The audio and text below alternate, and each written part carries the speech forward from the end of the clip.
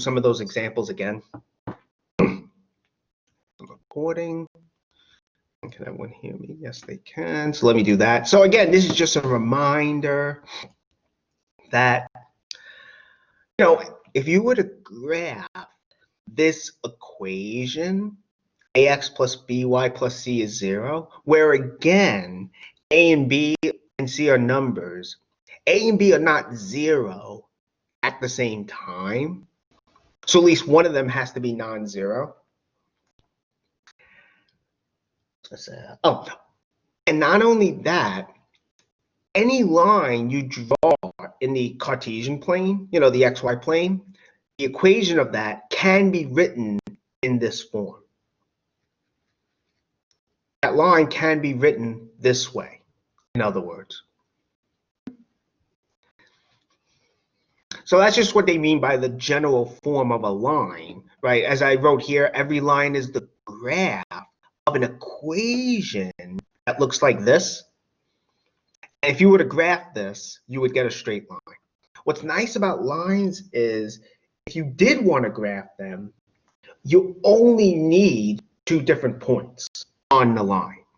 I mean, it's a little bit easier today because we have Desmos and stuff.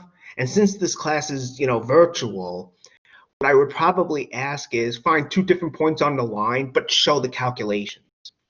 Because I know there are graphing tools like Desmos, which is actually I made available through Lumen. You know where the homework is, that is.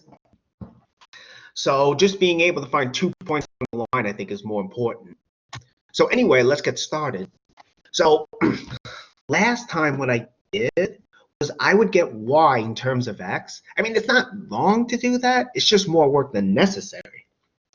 All you really need to do is get 2 points on the line. Now, how do you do that?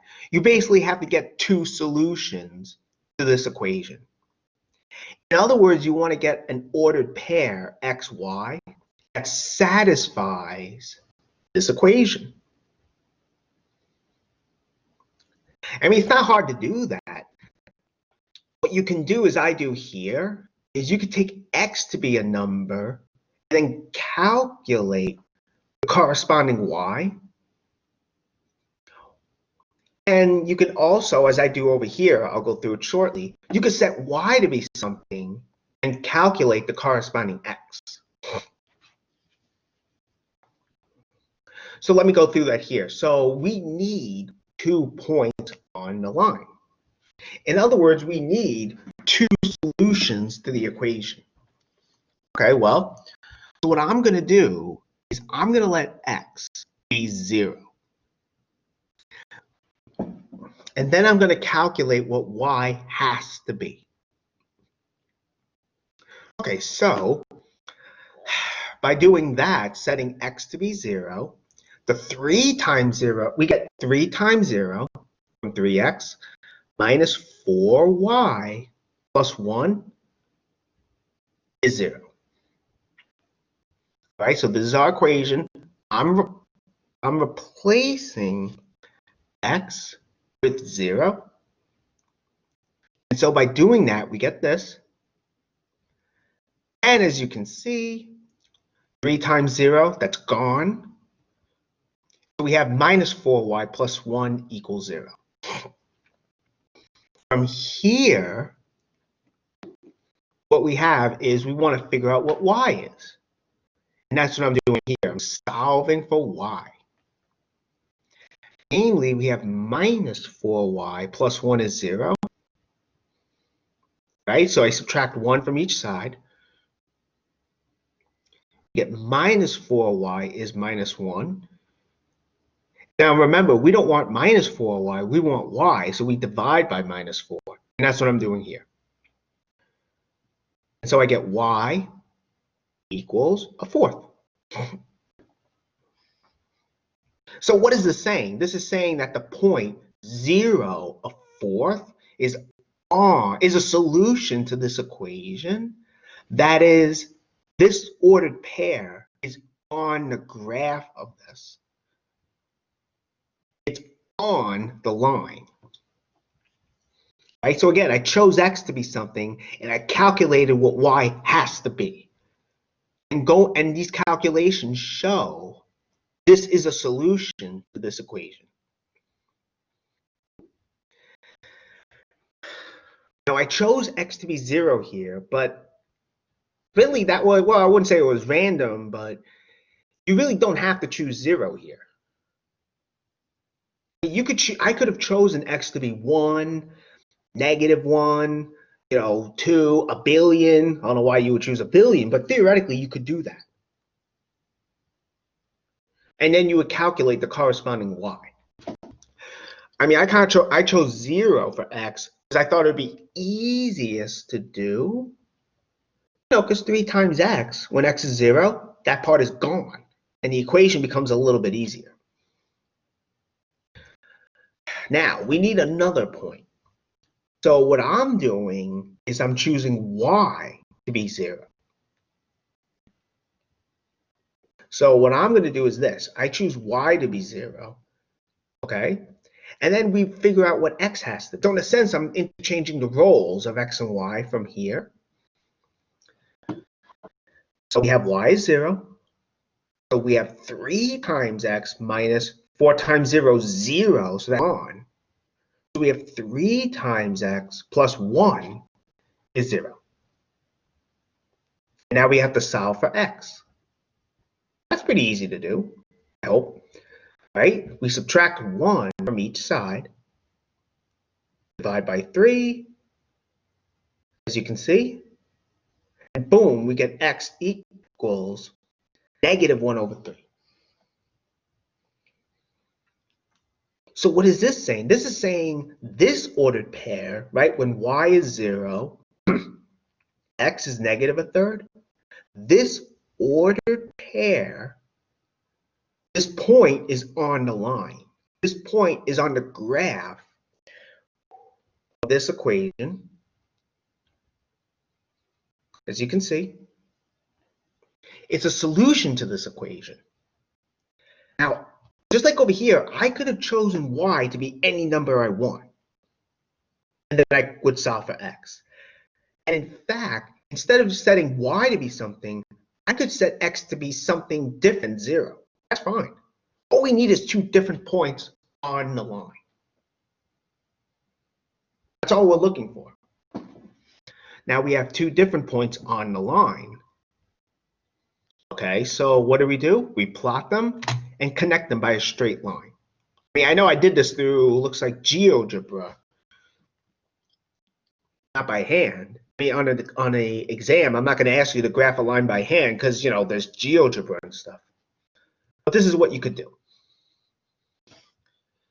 All right. So that's the line we get. Okay, so we have that example, right? We plot the points, we connected them by a straight line. Notice the line here has a positive slope. Yes, we could have gotten the slope from the 2 points. From the graph, you can see the slope has to be positive. And how do I know that? If I increase x, meaning I move to the right horizontally, what's happening? Well, the line is going up. It's rising, as you can see. It's rising, climbing up. So the line has positive slope. It's pointing northeast if you want, where up here is north, this is east, just like a compass. All right, that's one example. Let's do another one. So from here, okay, same idea. We want to get 2 points on the line. Okay, so what I'm going to do, just like before, I think this example I might have done last time, I'm taking x to be 0, and then I'm going to calculate what y has to be. So if x is 0, 5 times 0, gone. We have 5 times 0 minus 4 times y equals 10.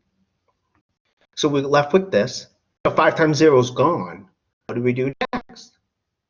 We divide by minus 4. both sides, as you can see. Dividing, we get this. Right? We don't want just y, we want minus 4 times y. Excuse me, I said that backwards. We don't want minus 4 times y, we want y.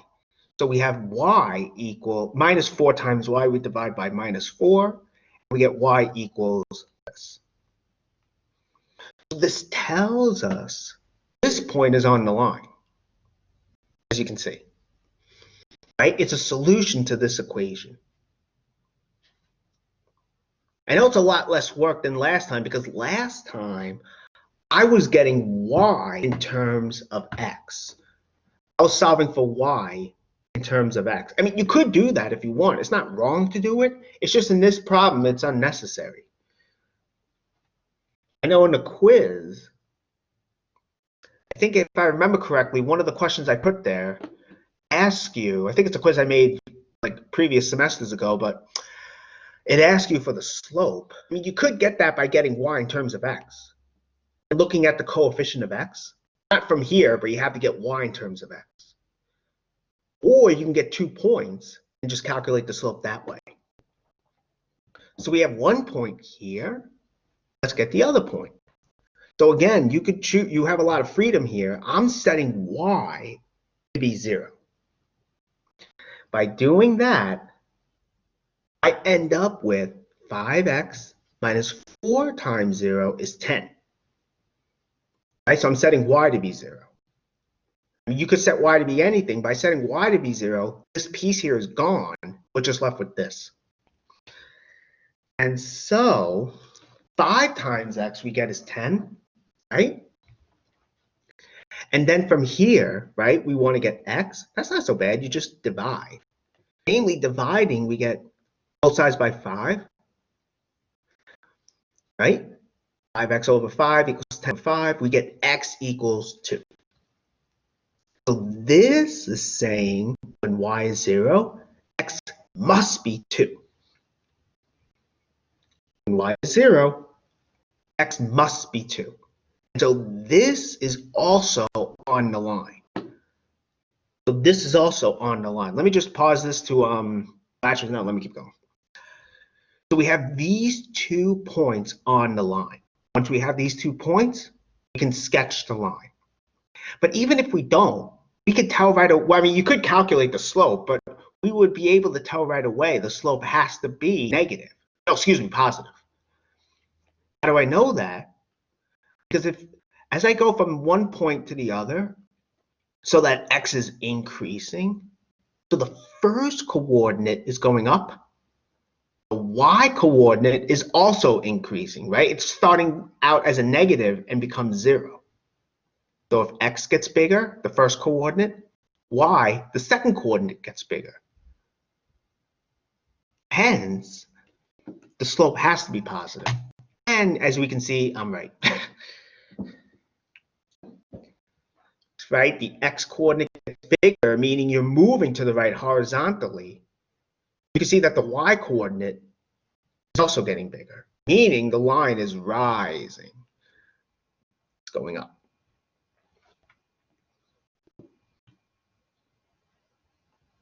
Okay. All right, let me pause the recording.